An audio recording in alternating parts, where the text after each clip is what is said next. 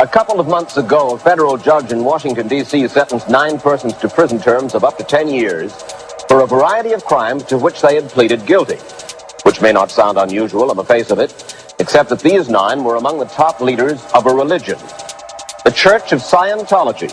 Along came an unknown group calling itself United Churches of Florida, looking for a place to settle.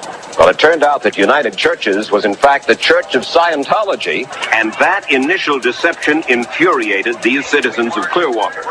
Their former mayor, Gabe Cazares, was bitterly skeptical of the church. L. Ron Hubbard has stated that Scientology is extremely wealthy, that it has the money to buy cities and even countries. That destructive cult has to know that sparkling Clearwater is not for sale.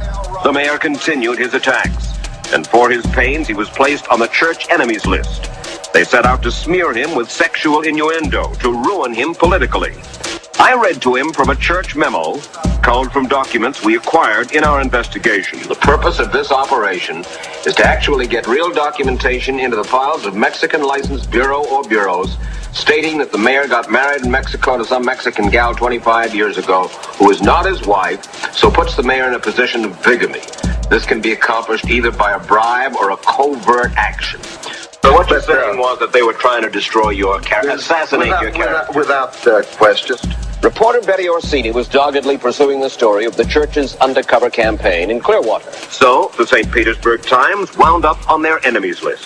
Scientologists stole files from the paper's legal offices. Its reporters and editors were harassed. Only, says editor Eugene Patterson, only because the St. Petersburg Times was covering a news story. That's all we were trying to do. Find out who they were, what they were up to, so that we could inform the community. What about the reporter who was involved in the investigation? First, they slandered her to me in an effort to compromise her job. Slandered her? Saying she was printing lies, that she was not giving their side, that she was being unprofessional. After that, they went after Mrs. Orsini's husband. He heads up a small charity here in St. Petersburg, Easter Seals. He's the executive director. And once they found they could not get Betty Orsini off the story, or get the St. Petersburg Times off it, the next thing we knew, an anonymous letter, a poison pen letter, charging criminality to Mrs. Orsini's husband, landed on our city desk and that of 2 or 3 other newspapers in Florida. The man was innocent, and I think they thought that we were some Bush League newspaper that they could scare out of the box. Paulette Cooper wrote a book back in 1971 called The Scandal of Scientology. Now, the Scientologists did not want you to read this book. To try to silence her, the so-called Guardian's Office of the church cooked up a scheme to steal some of her stationery and make it appear that she had sent the church office 2 bomb threats. I read from one of the forgeries. James, this is the last time I'm warning you. I don't know why I'm doing this, but you are all out to get me. I'll give you 1 week before Scientology is an exploding volcano. I'll knock you out if my friends won't. Right. And as a result, I was arrested. I was indicted on 3 counts. I faced up to 15 years in jail if I was convicted. The whole ordeal fighting these charges took 8 months. It cost me $19,000 in legal fees. I went into such a depression. I couldn't eat, I couldn't sleep, I couldn't write. I went down to 83 pounds. Another church plot against Cooper was named Operation Freakout, intended to get her placed in a mental institution until she stopped writing about Scientology. Church officials even launched a graffiti campaign against Cooper. They put my name up on walls in New York City where I live with my phone number so people would call me. They put my name on pornographic mailing lists so that I would get all kinds of disgusting mail. You see, for years I was saying that these types of things were going on. And people thought, well, what is she talking about? This is a church.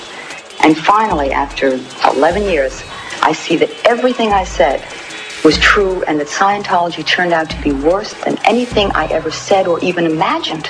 The 2 church leaders went on to explain that those attacks were made only in response to perceived threats to the existence of the church. You set out to smear Gabe Cazares, the then mayor of Clearwater, smear him with sexual innuendo, harassed his wife on the telephone.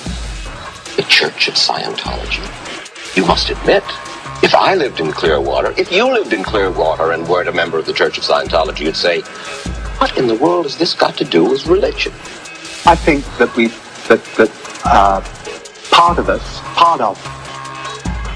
the Guardian's Office, fell into the arrogance of the end justifies the means, which is wrong and alien to Scientology. After confessing wrongdoing by church officials, the two nonetheless insisted that the church's founder, L. Ron Hubbard, had nothing to do with such methods. So I read from a Hubbard policy letter. If there will be a long-term threat, you are to immediately evaluate and originate a PR campaign to destroy the person's repute and to discredit them so thoroughly that they will be ostracized. That I have never, ever seen an issue, and I'm familiar with this documentation. I have never seen such an issue. Well, have you seen that? Yes. Yes. And this in this form is... May I see it just a second? Yes. It says here, don't ever tamely submit to an investigation of us. Make it rough on attackers all the way. You can get reasonable about it and lose. Banish all ideas that any fair hearing is intended and start our attack, the Scientology attack, with their first breath. Never wait. Never talk about us, only them. Use their blood, sex, crime to get headlines. Don't use us. Yes, that's your man. That's right. It was apparent that although the two church leaders seemed eager to plead guilty to church wrongdoing, they apparently had not communicated any comparable sense of guilt to these church members. You say that ethics are very important to a Scientologist. Very to me. Well, then please try to help me understand.